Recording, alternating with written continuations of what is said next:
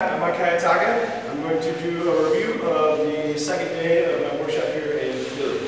So we didn't get to these yesterday, and so we started with folded tosses. Remember, fold is anytime the hoop moves like this, and in a folded toss, our objective is to get it to move cleanly like this and not like that. Okay? The way we do that is by really trying to twist the hoop right as we throw it.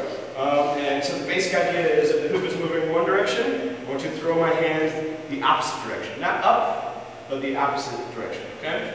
The basic way we start from for a lot of these is right here, because we can build power off of our back by twisting, right? Remember we talked about a contact hoop. We can have a contact right here. I twist and pull in and down, I get some power. And as the hoop is coming down, I throw my arm the opposite way. Okay? You see this follow through that happens, okay? You don't end up in this fabulous position and you're not doing it right. Let's see, the other basic one we practiced was just kind of from here, folding in here, okay? We catch that one like this. I forgot the other one. We either catch this one like this with the same hand twisted, or with the other hand kind of poking up through it. Okay? It falls into an escalator if we do that right. And then the last one, the most fun one I think, is this guy. It comes from this, if you pull off the opposite side of your arm, right, I'm going off my left side with my right arm, and you end up all twisted up here. All I'm going to do is unwind and pull up and out. Okay? And that one is helpful to catch kind of in like a swooping motion, either arm. I spin a lot right now, I guess. Okay, so folded tosses, all right? Remember, kind of from this motion. Okay, chest rolls. Chest rolls are the best. So my way of doing chest rolls is from this overhand outside grip. The key to remember is, we don't want our hand like this. We want our hand like this, with our fingers pointing forward, okay?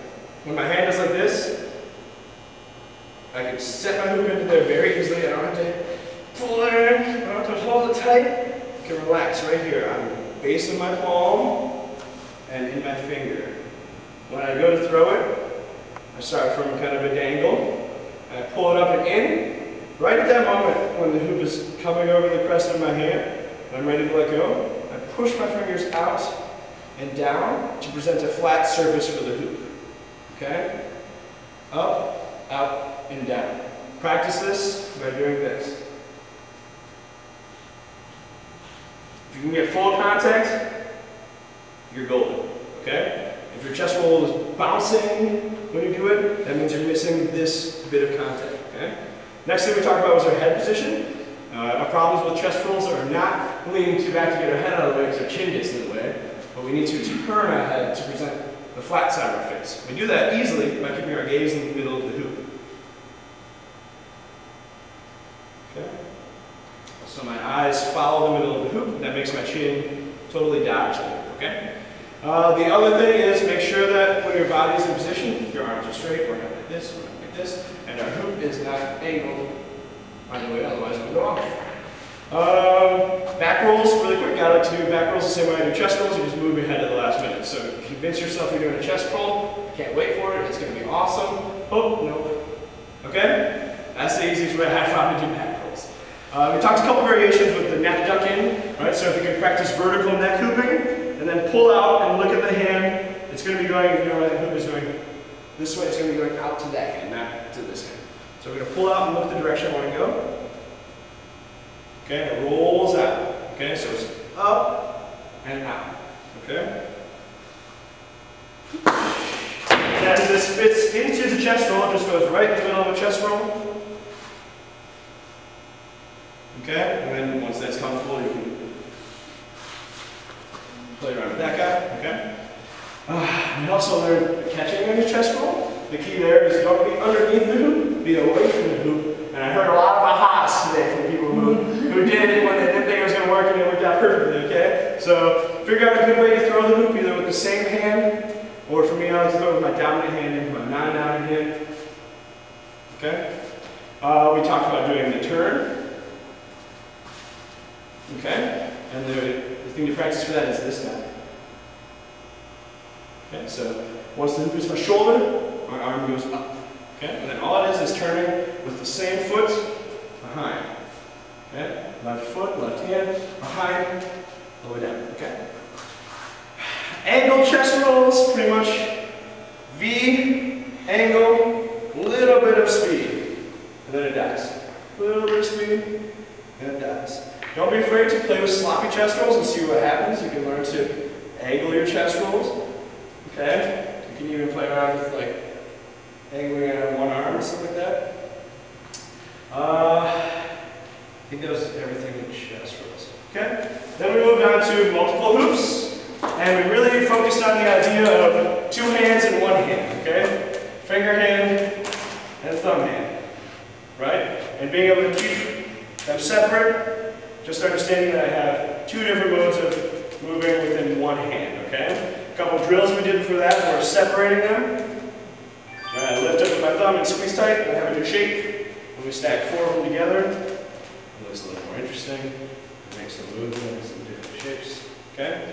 And then the other one was palm up, and we lift up, put our thumb in, and we twist them both up and let the front one slide forward. Okay, this one's good for isos. Okay. Then we also talked about the Ocho grip, which is right here, and the grip switch. Okay. So if you look at your hand, this hoop is around my hand, and this hoop is just in my thumb. So I'm going to be holding the one in my thumb really tight and letting the one in my fingers go. Okay? So I hold my green one and let my purple one drop. Switch. Switch. And 2 different ways to do that. One where the hand stays in the same place, and then the other one where the hand moves to the other side. Okay? You get a different shape. Movement there with the same thing. Then we talk about all the things you can do with multiple hoops, okay? And it's just learning the shapes and the movements you can do with 1 hand and then doing different ones with each hand. So we have the anti-spin, okay? We have half of an isolation.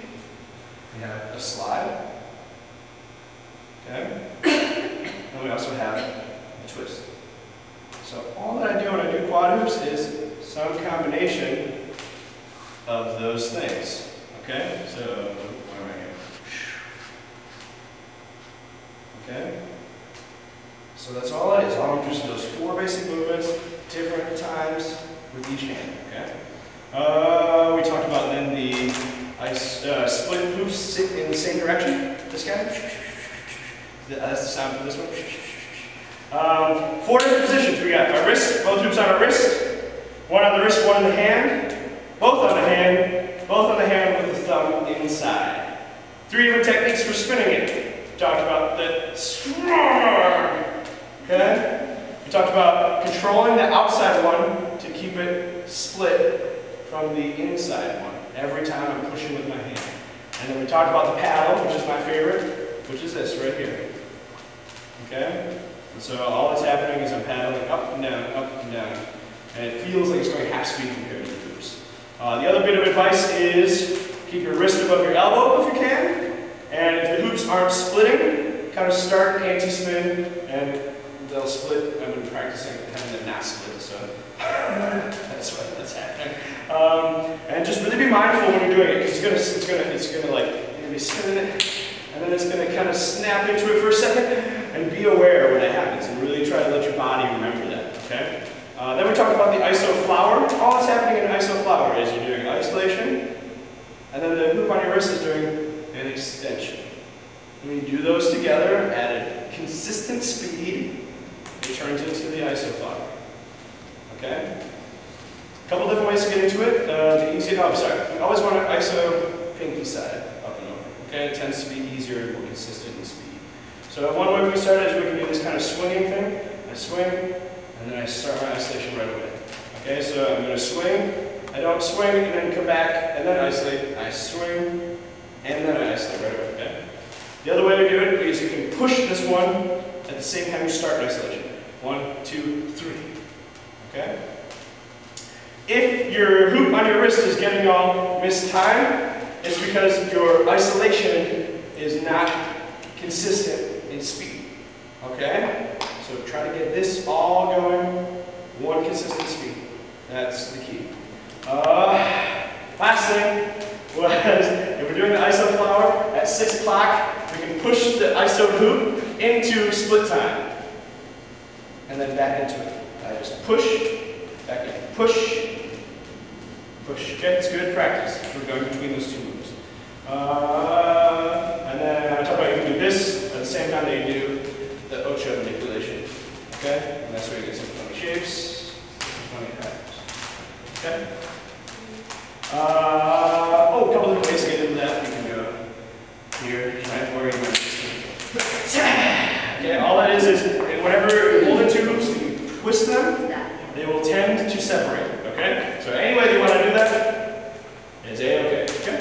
Last thing is we talk about fire hoops. I'm going to grab this one real quick.